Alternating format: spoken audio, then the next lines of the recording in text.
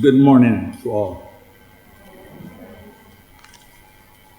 My task this morning is to officially welcome all of you to the Babb's Reading Clinic. So I will follow protocol. The Honorable Charles Griffith, MP, Minister of Youth, Sports and Community Empowerment. Miss Annette Allen, Principal of the Barbados Community College.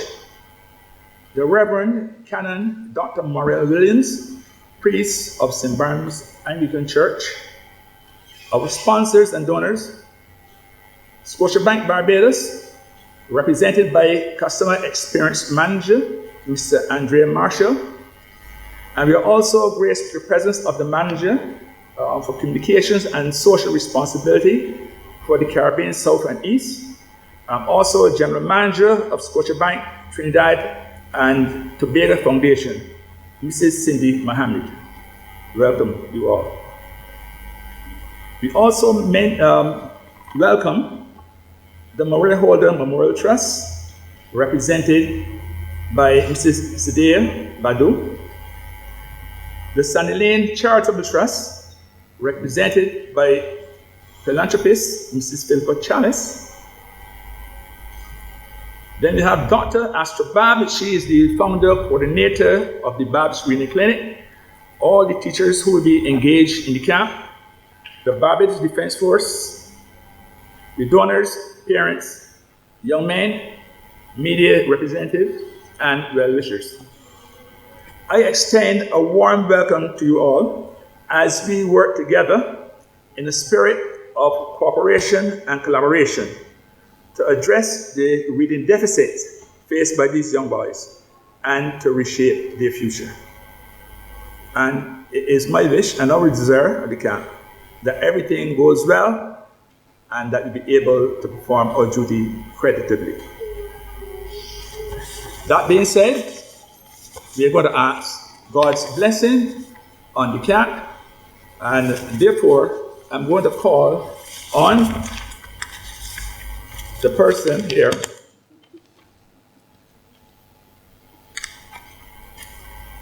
who will represent us in prayer and intercede for us. So I'd like to welcome here at the podium the Reverend Canon Dr. Muriel Williams, Priest of St. Barnabas Church.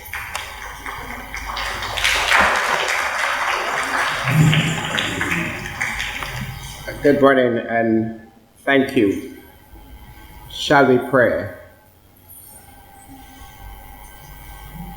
Blessed and eternal God, the source of all that we are, all that we have, and all that we might achieve. We ask you in the power of your mercy to be in our midst this day. Send your Holy Spirit upon each and every one of us. Help us to open ourselves and avail ourselves of that which the Spirit may supply. We pray for all who will be involved in this clinic.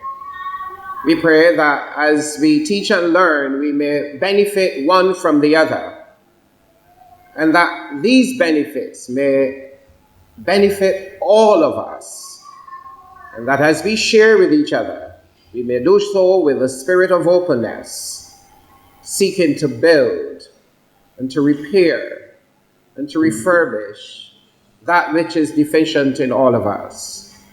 And as we commence these proceedings, we ask your God to go before us, to be with us, to share with us your influence, so that in all things your will for us all may be done. And we ask all these things in the name of your dear Son, Jesus Christ our Lord. Amen.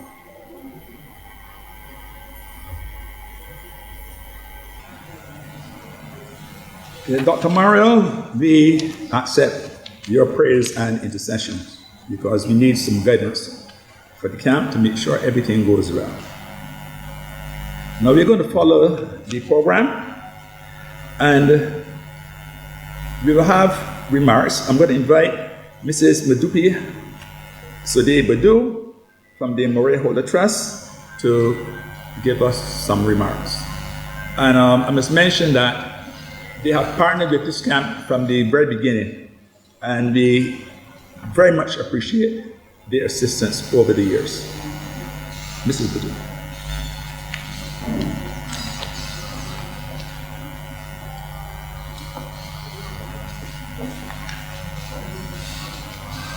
The Honorable Charles Griffith, Minister of Youth, Sports and Community Empowerment, Ms. Annette Allen, Principal of the Barbados Community College, Reverend Canon Dr. Monrell Williams, other sponsors, Mrs. Philippa Chalice, Sandy Lane Charitable Trust, Mr. Andre Marshall, Scotiabank, our Master of Ceremony, Mr. Wesley Griffith, Dr. Astra Babb, the founder of Babb's Clinic, Babb's Reading Clinic, the tutors, parents, students, other specially invited guests, members of the media, good morning.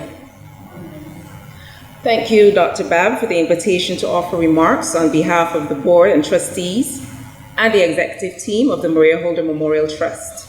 As an organization that is committed to the development of the education sector, not just here in Barbados, but throughout the region, we commend this much needed initiative that is being offered to our young boys during the upcoming summer holiday.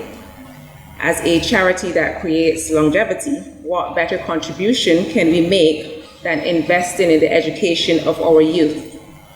The late Maria Holder, in whose name and honor the trust was started, believed that without education, you have nothing. There is data that remains fairly consistent across countries, across periods in time, and across various age groups that demonstrates that on average, boys read less than girls. While we can debate the reasons for the disparity, the results are too often seen in negative circumstances. In addition, there is credible evidence that shows many students suffer detrimentally during school stoppage following the onset of the COVID-19 pandemic, and a considerable number of them were unable to significantly recover in the online learning environment due to various issues, including the presence of learning disabilities and a lack of access to technology. The Maria Holder Memorial Trust welcomes the chance to be able to support this free opportunity offered through the Babb's Reading Clinic, as it has over the years, to make up for some ground before the start of a new school year. Tutors, I know quite a few are returning. The work delivered over the years with this camp is very much appreciated. I encourage you to help these young boys to not just improve their reading skills, but to continue to read to learn. There is a tendency as students to push to read to pass an exam or to complete an assignment, and once that is over, there's less push to read for pleasure.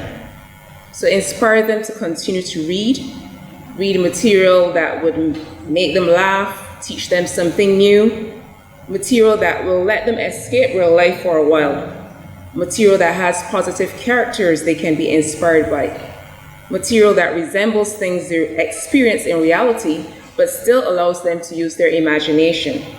Urge them to make reading a lifelong and enjoyable habit. To the parents and guardians, I remind you that our young people are true digital beings. They are online now more than ever. But that is not altogether a hindrance to reading. In being online, it means that they may, in some instances, be reading more. Yes, there is temptation to just switch to a video game or social media, but reading on screen should still be valued as reading. It should not be a case of saying, oh, he doesn't like to read, or oh, he's not a reader. When he may spend time on his phone or tablet, reading stories and profiles of his favorite sports person, or reading various strategies to win the next video game. So we as adults sometimes need to meet our youth where they're at, so we need not always draw that hard line between reading a book and other types of reading. We also need to see ourselves as social influences that can help shape the attitudes of teenagers towards reading. They are likely to want to read more when they see not just their friends, but adults who are significant in their lives reading. At this influential age, role models are a key point of reference for them, and it is particularly powerful for boys to see adult males engaged in reading. This is very important, as a fundamental part of the problem is that boys may feel that learning and liking to read are somehow not masculine. To you boys, or up-and-coming young men, I hope you will truly embrace this opportunity, as the more you learn to read and learn to read well, the better your language skills will become, the easier it will be to learn new information as you go to a new school and take in a variety of subjects, the better you will learn to communicate with those around you. It will also help you to improve your writing skills, broaden your imagination, sharpen your focus and memory, as well as gain confidence when speaking. So I do look forward to hearing at least one of you speaking from this podium at the graduation ceremony at the end of this reading program. Once again, thank you to the program coordinators in recognizing this need and working to address it. To you parents for playing your part in making sure your charges are involved, and to you boys for giving up some of your vacation to receive some additional help before you are back to school in September. I wish you all a truly and rewarding experience. Thank you.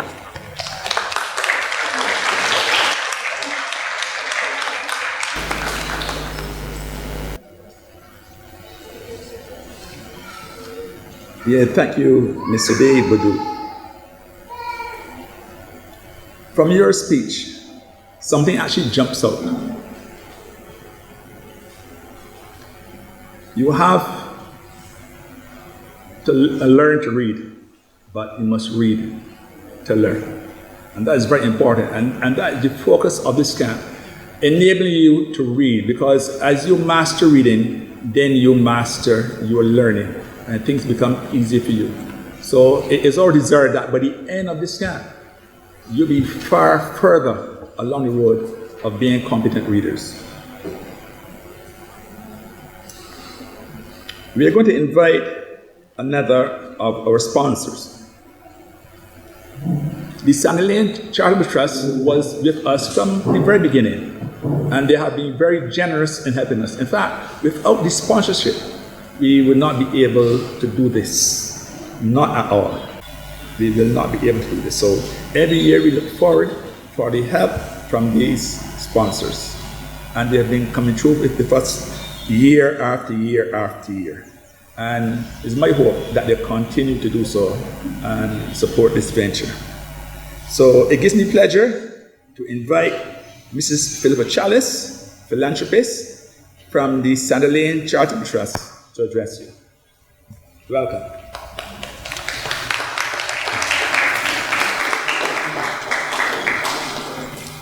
Good morning, everybody. Protocol having been established, Minister, ladies and gentlemen, parents, media, more importantly, children, welcome, welcome, welcome. As there are so many speakers here today, please forgive me, because I am going to follow the KISS principle. I always thought it said keep it simple, stupid, and then the other day I was at a press conference and somebody said to me, it means keep it short and sweet. So whatever the meaning, I'm going to keep the KISS principle. That said, I'm thrilled to be here today as a representative of the Sandy Lane Charitable Trust. Boys, how many of you have heard of the Sandy Lane Charitable Trust? Put your hands up. See? One. I've been doing this for 17 years and clearly I'm not doing it right. Anyway, thank you very much for inviting us to be a sponsor, once again, of the Babb's Reading Clinic, and for being such an important part of such a big day, your first day, guys. We at the Sandy Lane Charitable Trust have now 18 years, tried to help children of Barbados with all sorts of needs, whether it be medical, whether it be community pledges, whether it be in programmes, and most importantly, educational support. We always wish to ensure the needs of the children are met in that huge variety of ways. And the reality is, guys, you are the future of this beautiful country we call home. I've lived here 26 years. I've educated a son here. He's now 20. So whilst You might not think I know much about Barbados. I have a personal experience and I have a son who's been through education. So I do understand the pitfalls, I understand the potentially the lapses where children, particularly boys, fall through the gaps. My son had to do reading, extra reading, and he also had to do speech therapy at a very young age. So it's about understanding those needs and having the support and the people on hand to know how to fill those gaps. So why have we once again sponsored this reading clinic? It's not only because you, the boys, are important, but we also believe that giving you a head start or a leg up before you enter secondary school is money very, very well spent. It is the crucial time in your education. And we have sponsored this programme since inception, and we've seen the incredible benefits to all the parties concerned. I wish to say that this is all down to the hard work of Dr. Astrid Babb and her team of teachers, counsellors and volunteers. So thank you guys. I know you'll get a round of applause, but you really do an amazing job. Trust me, our part is the easy part, writing the cheque. But projects like this would not be possible if it weren't for your drive, your dedication and your passion to make things better for these boys. So thank you from Barbados. Now boys, I know you're sat there all bored to tears already and you're only 2 speeches in and you really are thinking, what does this West Coast white woman have anything to say that can possibly mean anything to me as an 11-year-old boy? Well, you see guys, the difference between you and I is that unlike you, I've attended so many of these graduations firsthand. I have seen what you can do. I've sat here and watched you in 4 weeks' time. I'm going to know exactly what comes out of this clinic. I've watched the camaraderie, I've seen the new friendships, I've watched the personal growth and the long-term impact of this 4-week programme. So I'm going to end, because I did promise I would keep it short and sweet. I only have one request, and that one request is you boys. Please, for this donation, I just ask you to make it count. Try your best, take part, ask loads of questions. That's what you're here for. Please, please, please enjoy yourselves. It's not just about reading, this camp. You'll get to find that out. The BCF do an amazing job here. It isn't just about reading. It's about growing. It's about learning to be another person. It's about, we're saying, reading isn't just about reading books. Give it a chance and you might be surprised what you come out at the end of the 4 weeks. I look forward to seeing you all in a month's time, seeing your smiles, hear you speak. Please give it your best shot. Thank you.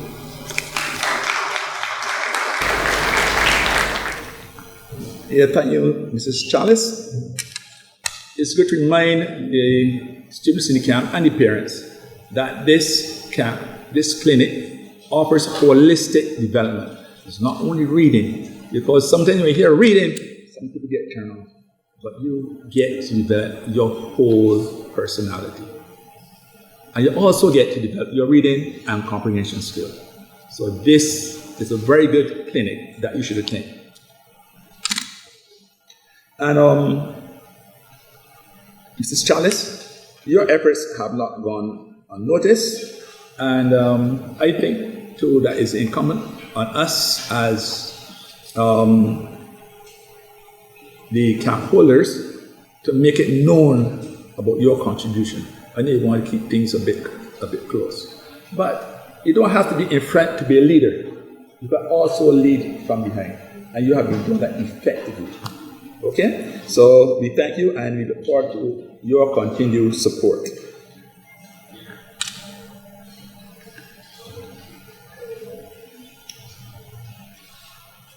The next speaker on the program is Mr. Andre Marshall. He is the Manager Customer Experience of Scotiabank Barbados. And they have come on and offers us some sponsorship, which we very much appreciate. So let's welcome Mr. Andre Marshall.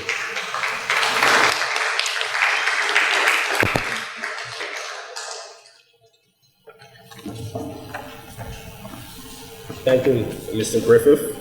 I'm the Honorable Charles Griffith, Minister of Youth, Sports, Community and Empowerment. Dr. Astra Babb, founder of the Babb's Reading Clinic. Fellow sponsors, the Maria Holder Memorial Trust and Sandy Lane Charitable Trust. Specially invited guests and members of the media.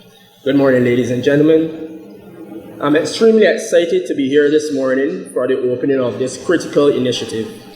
We collaborated with Dr. Babb on the Reading Clinic for the first time last year. We were very impressed with the progress the boys made, and so when Dr. Babb reached out again and came knocking, we were extremely eager to support. Helping someone to read and write effectively or acquire the basic math skills are things some of us take for granted, but it has such long-term beneficial impacts. Literacy is critical to economic development as well as individual and community well-being. Our economy is enhanced when learners have higher literacy skills. As such, the earlier youth get the support they need, the more likely they are to reach their full potential through education and empowerment. And helping them reach their full potential remains a key area of investment for us at Scotiabank. Through our community investments program, Scotia Rise, Scotiabank supports initiatives and partners with organizations that help to improve their education and employment prospects so that they can participate fully in the economy, adapt to changing circumstances, and increase the likelihood of financial success. We want to help ensure that our youth remain strong under a range of circumstances and rise up from any disadvantaged backgrounds. It is proven that people who do not complete at least a secondary education struggle for opportunities to enter and participate in the formal economy. Secondary school completion, followed by any post-secondary education, training, or trade, has a dramatic impact on decreasing unemployment rates and increasing lifetime earning potential. As such, how we support our youth today will have a ripple effect on their futures. Long-term social and economic prosperity in communities depend on the future generations. When youth in the community succeed, families, businesses, and entire societies are positioned to benefit for years to come. It is always rewarding to work with those who share our passion and vision. I must take time to praise Dr. Babb and her team on this initiative. Thank you for what you are doing to help these young men, ensuring that they contribute in a positive way to society and their own futures, and kudos to all supporters and sponsors as well. To the parents and teachers, thank you for wanting to help these young men succeed. With your support, they are poised for greater things. Once again, we're proud to support the clinic this year and look forward to seeing the progress of the participants. Thank you for having me today and enjoy the rest of the proceedings.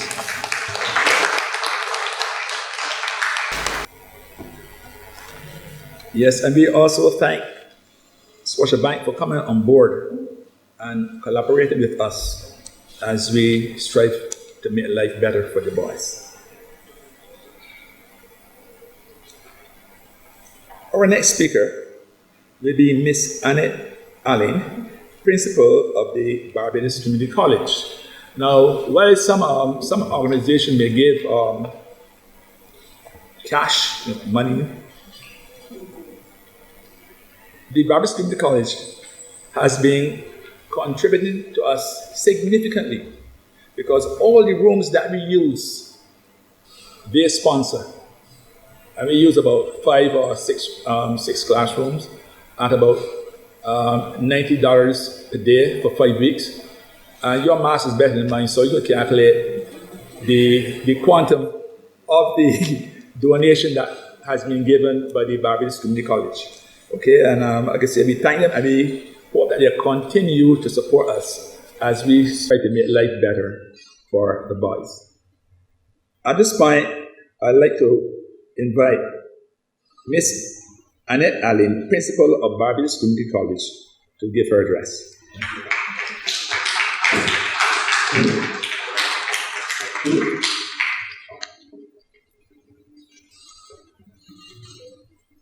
The Honourable Charles Griffin, Minister of Youth, Sports and Community Empowerment, Reverend Canon Dr. Monrell Williams, our sponsors for the morning, specially invited guests, members of the media, parents and guardians, students, ladies and gentlemen, good morning and welcome to the Barbados Community College.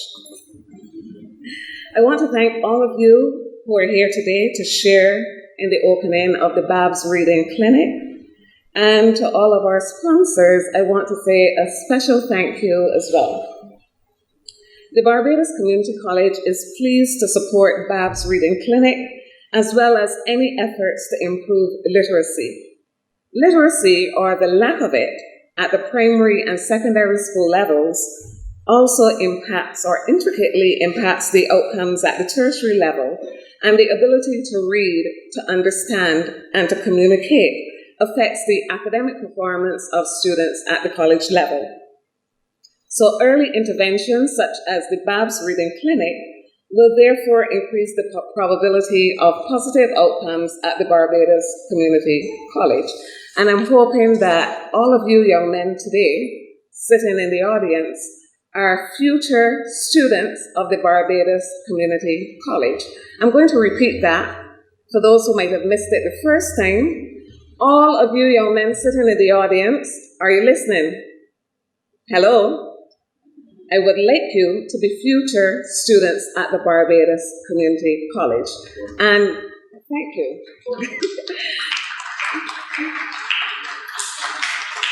And in order to do that, we're expecting special outcomes from this reading clinic.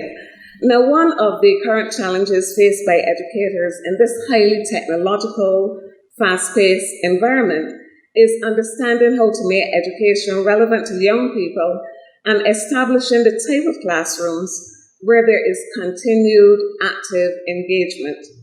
Now, in order for that to happen, we educators have to ensure that there are reciprocal relationships where we learn from our students just as well as they expect to learn from us. In my life as an educator, some of the best ideas I've ever had came from students in the classroom. And I remember I was teaching a class, this was industrial chemistry at the college, and I was telling them about Point Lisa's estates in Trinidad, where you have all of the chemical industries. They manufacture liquid nitrogen, they manufacture the industrial gases and so on. And one of the students in the class said, "Ma'am, why don't we just go there?" And I thought, that's a good idea, why don't we just go there? So for the next 2 years, we organized trips for the entire chemistry class, 40 plus, 50 plus students, to go down to Trinidad and to study what was happening in the industries at Point Lisa's industrial estates. And just to give another example, I was teaching a first form 1 year at Queen's College, and I was telling them about the differences between solids, liquids, and gases. Now, how many of you young men have ever heard of solids, liquids, and gases? So yeah, there you go. So I was explaining the difference between liquids and solids, and I said one of the properties of liquids is that you could pour them. You could pour water, right? Good. And one of the properties of solids is that you can't pour them. So one intelligent student put his hand up and he said, "Ma'am, what about flour?" And I was like, oh dear. Because you can pour flour. So then you go back to the drawing board and you say, okay, flour is a solid, but it can be poured because it's made up of these fine particles. But those ideas came from students in the classroom. And that constant re-engagement is what helps us to get our education system even better. So in regards to the positive outcomes in knowledge, skills, and competencies that we hope to foster, our classrooms must also be safe spaces for students to experiment, to explore learning strategies, and to make mistakes without judgment. That safe space must be undergirded by discipline, adherence to standards, and respect for all members of the learning environment. Now, that type of environment, which I just described, is exactly what Babb's Reading Clinic will be. I know Dr. Babb, I've known her for years, and she fights for students. She and the members of her team, I can assure you, they go the extra mile in terms of establishing not only a disciplined environment, but an environment that produces positive learning outcomes. And the BCC, we are privileged to have a cadre of committed staff members who strive for excellence, and as I said before, who are willing to fight for students and go that extra mile for the students. I love to read. I have to say that. I couldn't miss this opportunity without saying that. As a child, I read everything. And when I say everything, I mean everything. I would read the textbooks before the term started. So by the time the term started, I had read all the textbooks, all the literature books. So the term was revision for me. And reading allowed me to explore different worlds. I became engaged in different cultures, different people's experiences without even leaving Barbados. And being able to read also allowed me to consolidate what my own culture was, what my vision was, and what my values will be as well. So some of you might be here today because you're just happy that you're on vacation and you're happy to be out of school, right? I see some heads nodding, yeah. And some of you are here because your parents insisted that you turn up. Okay, and I see parents nodding as well. But whatever the reason you are for being here, it is my hope that your curiosity would be triggered and that you'd be awakened to whole new worlds that you could experience through reading. It is my hope that you will push through the difficult parts and understand that anytime you take on something new, it's going to be not just all exciting and so on, but there will be difficult moments that you just have to push through. And I pray that your experience and your success in this venture, in this reading clinic, will trigger your imagination about all that you can achieve. So I wish all of you a successful, exciting, enjoyable experience in your reading adventures at the Babb's Reading Clinic. Thank you.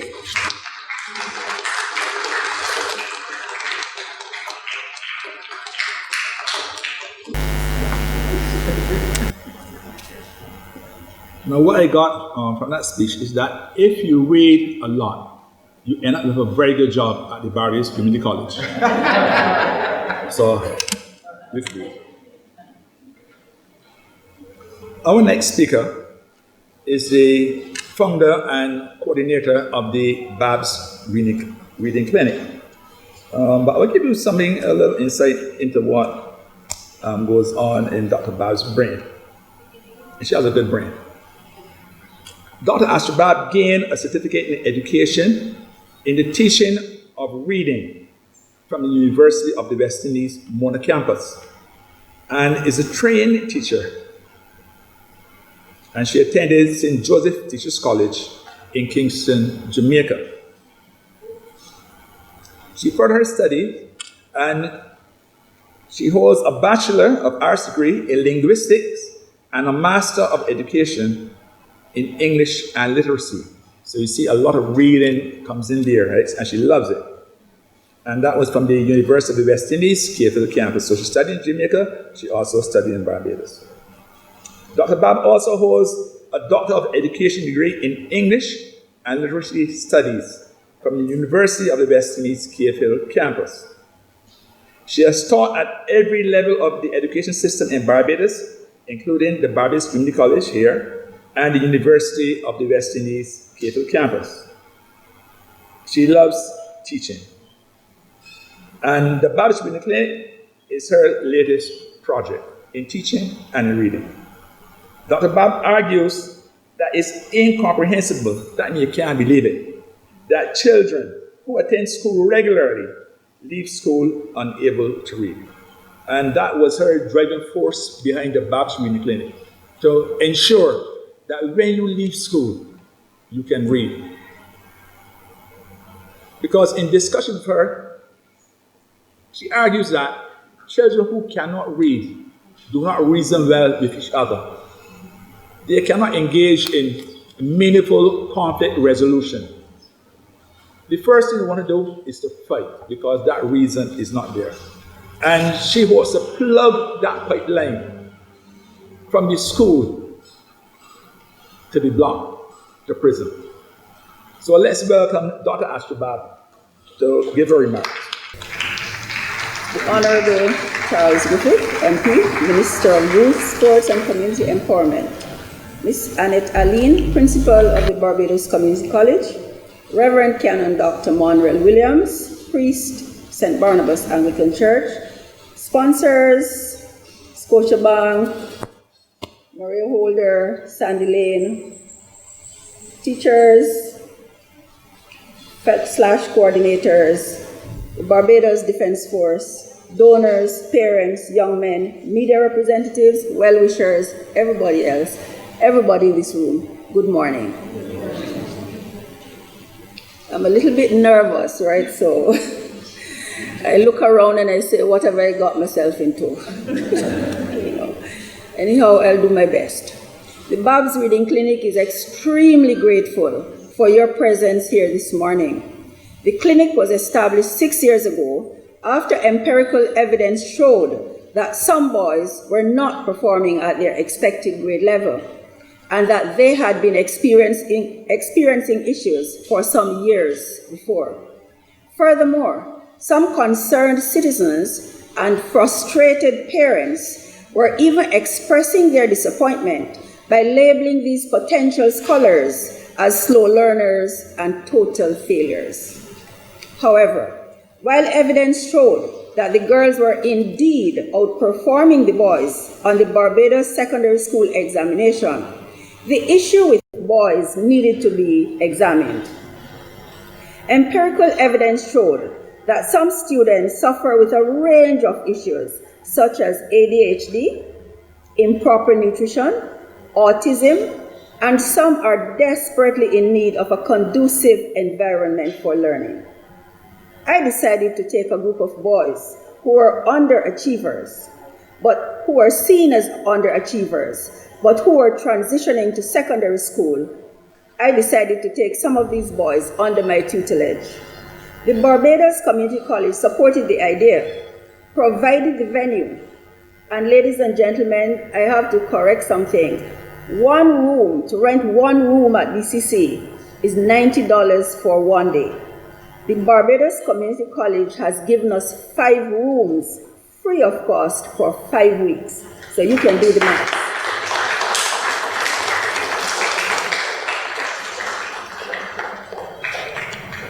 The result of the experiment was extremely successful, as some boys opted to attend the reading clinic for more than 1 year, and I see some of them here this morning that were here last year. We have increasing numbers here this morning because many primary school boys tell their friends about the clinic. Some boys who were unable to read when they entered are now lectors in their church. Some have advanced to the form above at their schools, and some are students at the Samuel Jackman Prescott Institute. What does this tell us? What does this tell us, parents? All boys are able to master the art of reading. All boys are able to master the art of reading. You might well ask me, so why are so many boys experiencing problems with reading? Well, although empirical evidence show that there are various reasons for some boys not performing at their expected grade level, for me, the chief reason lies in the teacher understanding how boys learn. According to Dr. Imelda Charles Clark, 2010, most schools are not boy-friendly. Some female teachers are extremely harsh on boys.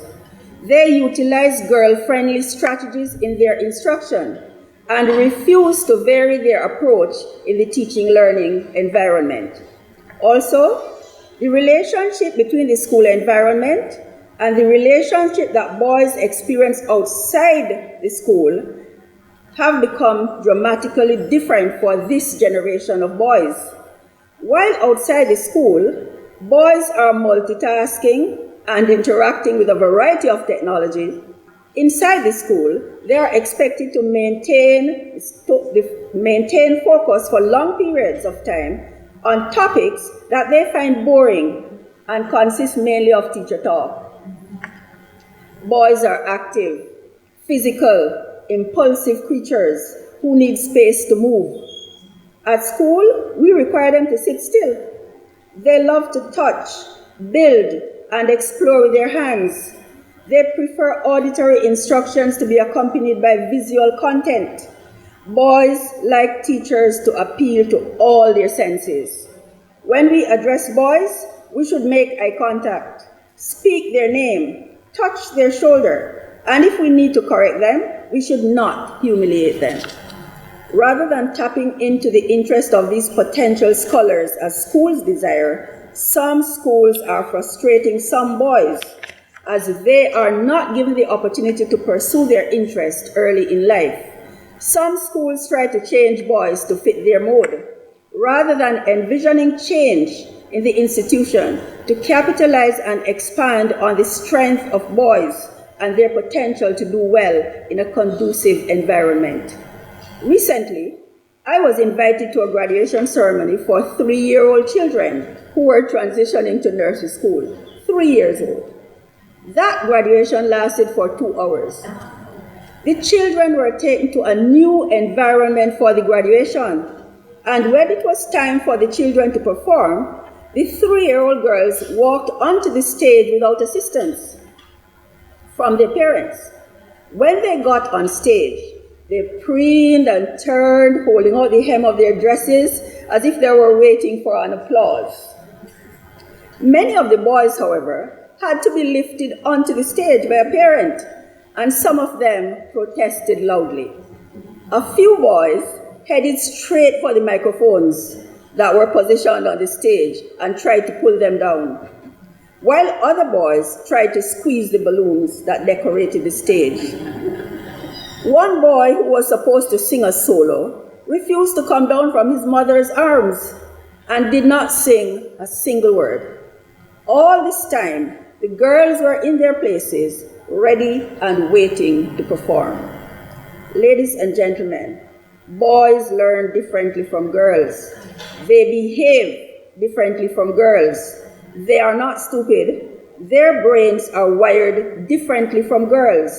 Boys are not girls, and as teachers, we need to vary our strategies and employ a systematic and scientific approach in our quest to reach our boys. Parents, your job is to do for your sons just what you are doing now. Encourage them, support them, and show them that you love them. We will teach them to read. Thank you very much.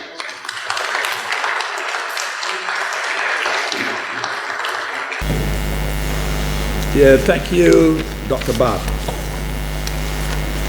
Now we're coming to the end of the program.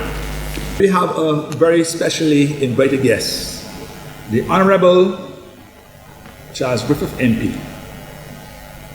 The Honorable Minister, Mr. Charles Griffith, is a humble yet effective politician.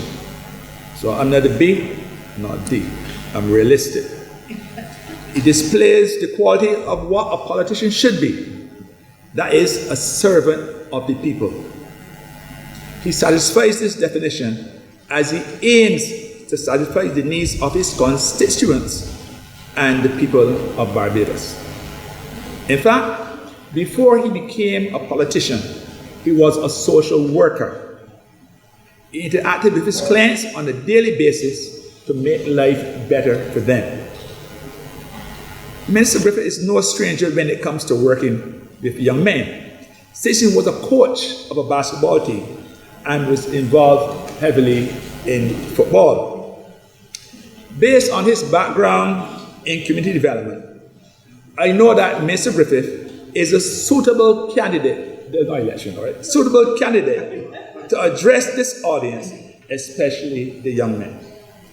I now invite Minister Charles Griffith to deliver the featured address.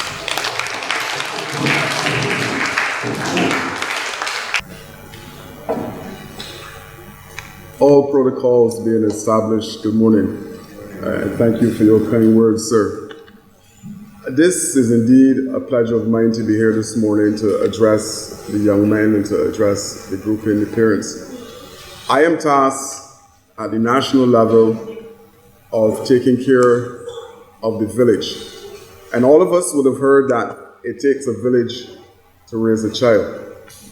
And this morning, I'm here with another installation, another grouping who is joining the village in Dr. Babb's reading clinic. Now, I will be honest, and one of my concerns is that sitting and looking into the room this morning, there are not a lot of males, but some of you have turned up, and I salute you entirely for being here with your child or ward. Last month, and I must remember not to say that last month I was in prison. Last month I visited the prison. And I spoke to an inmate, 31 years old, doing 11 years in jail. And he said to me, the main reason why I'm here is because of the friendships that I cultivated at a young age. And I want to echo some of the things that were said before in relation to reading. Every Tuesday, including tomorrow, when I go to Parliament, every lunchtime, I lose my jacket and I go to Cave Shepherd to Pages to see what is available. The truth is that my schedule would not allow me to read as much as I would like, but still I go and I buy books almost every week and carry home. Now, I bring to the ministry a vision of what I would want for my children. And my children are all grown adults now, so I think the onus is on me to engage and to make sure that these young ones who are coming would benefit from programs and projects similar to this one that is happening at my ministry. And I'll share some of the things that we're doing, but I want to speak specifically to the young men who are here this morning. I was on YouTube and I saw a song being performed by a father and a son. We are the lucky ones. And I want to suggest to all of you young men who are here this morning that you are the lucky ones. You have an opportunity, and it was mentioned before, reading provides a window to the world. Until you get on the plane, those books are going to take you to places that you will not be able to go to. And I also want to speak to the mothers and fathers who are here this morning, because in my case, all that was necessary for my children to succeed really was to support the teachers and be present in their life. And if you can do that, if you can be present in these young men's life, then we have a situation where a couple years from now, we will not get the boomerang effect of if you were not there. That 31-year-old could have been out, and one of the things he said to me that I am in here for 11 years, I have a child, and I have not seen that child as yet. And I'm suggesting to you young men this morning that one of the things you need to guard against is the friendships that you will cultivate when you move to secondary school. And you must be able to determine when you're going to part friendships or when you're going to travel with the friends that you meet. And you parents must monitor the process as well. It can't be a situation where the Babb Clinic will do reading 5 days a week and come home and you are not engaged in the process. It will not work.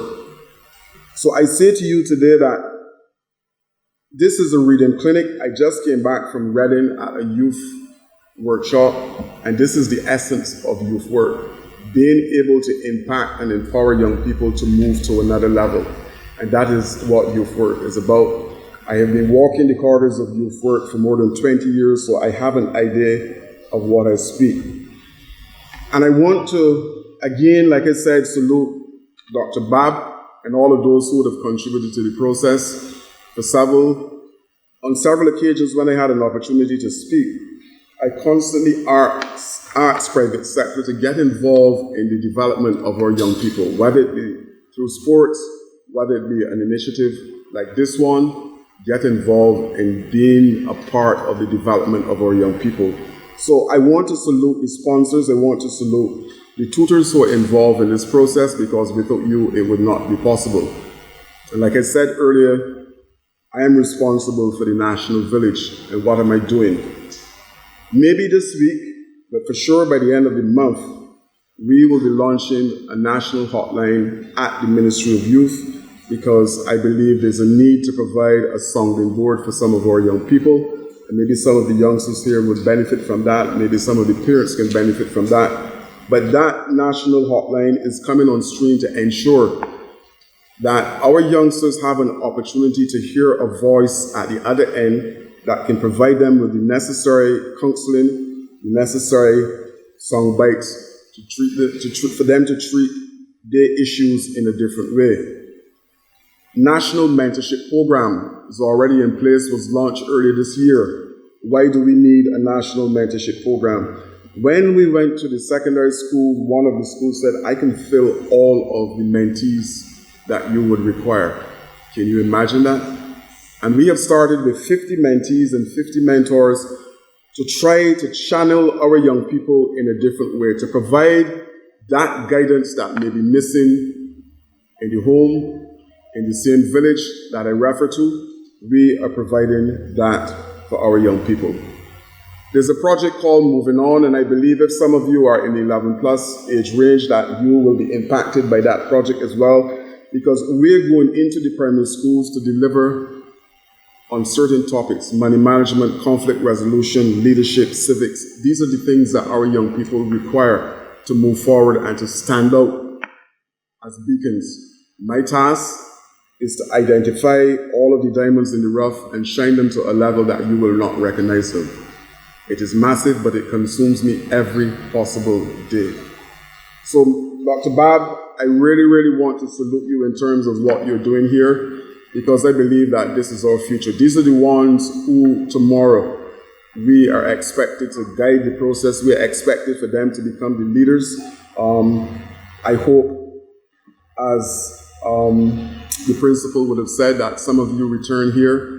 What I can promise you, Dr. Babb, is that I have 30 officers who work across the country, and if necessary, I can provide tracking for every single one who's involved in this particular project, because I think that it is necessary not only to finish at the end of a month, but to ensure that down the road we can see what it is you're doing, how you're treating to the knowledge that you gain for this particular project.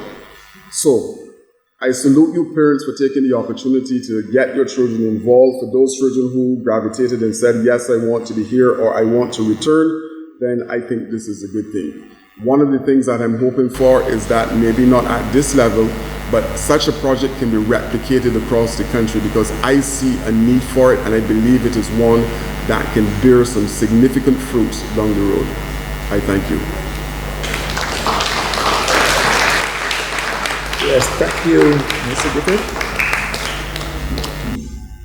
Well, I thank you for reinforcing the good work that you do at the camp, because some of the things that you said that you are doing now, we are already doing it, providing mentorship and guidance and work in conflict resolution. So I thank you for addressing the audience this morning. I know you have a very busy schedule, so I thank you for that, because it is important for the young men to see you as a role model. So I thank you. Now we have come almost to the end of our program, and I'm going to call on Miss Kamisha Hoyt to give the vote of thanks. So Miss Kamisha Hoyt, I invite you to the podium.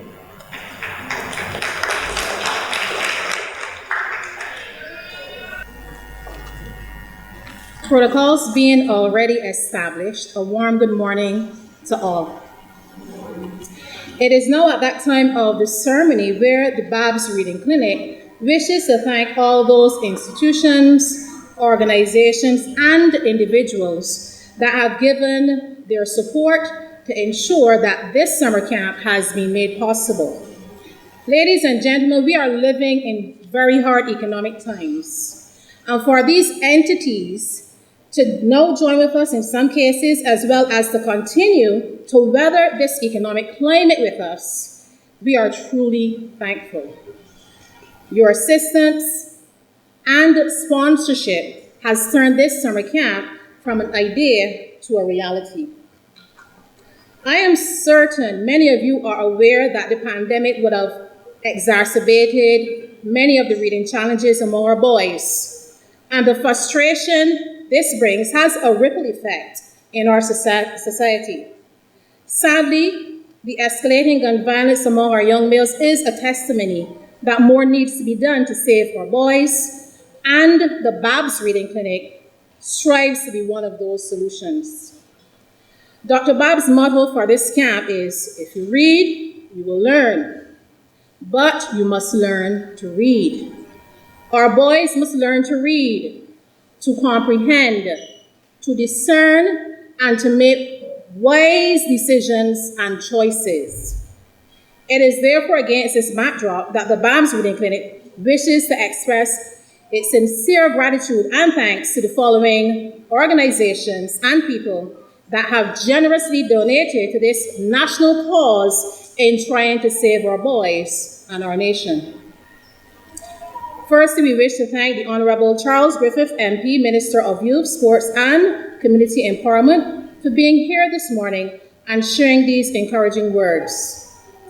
We wish also to thank the Barbados Community College, who has been here with the Babb's Reading Clinic from its inception 6 years ago, as was outlined.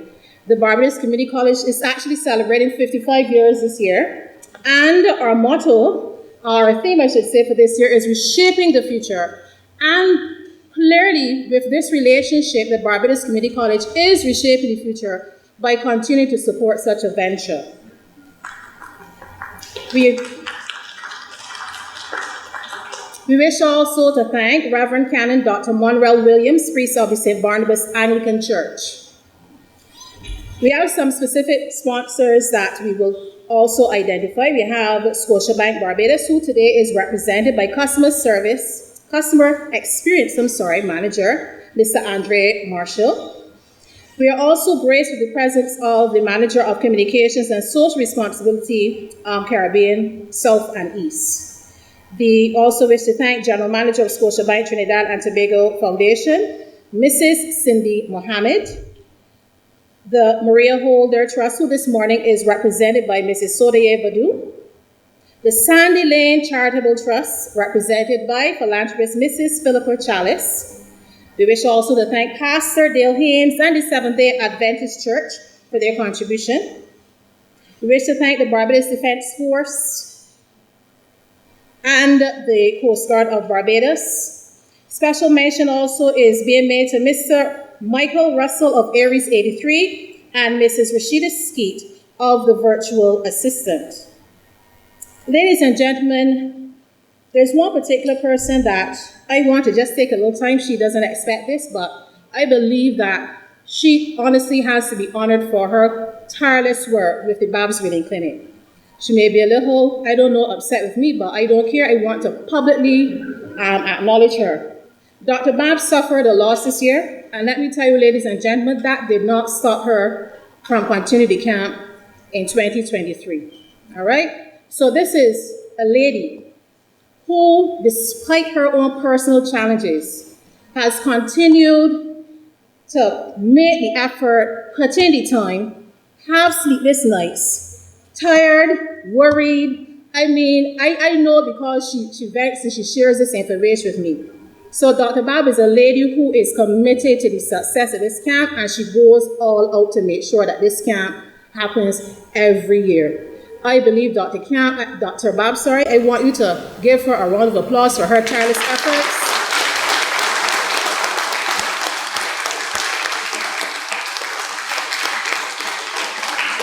because without her and her vision, this is her brainchild. Without her, this camp would not be possible.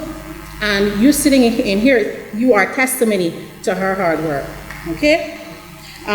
For sure, we must recognize our teachers being Mr. Ramel Chase, Miss Cindy Grant, Mr. Wesley Griffith, myself, and Miss Hoyt, Jacqueline Prescott, Miss Sharon Sobers, and Miss Sharon Warner. We want to thank you, the parents, for taking the time to be here this morning, signing your children up to be a part of this camp. We want to thank all of the media houses and those well-wishers who are here for your continued support. We thank you and we encourage you to continue to support and partner with the Babb's Reading Clinic. Thank you.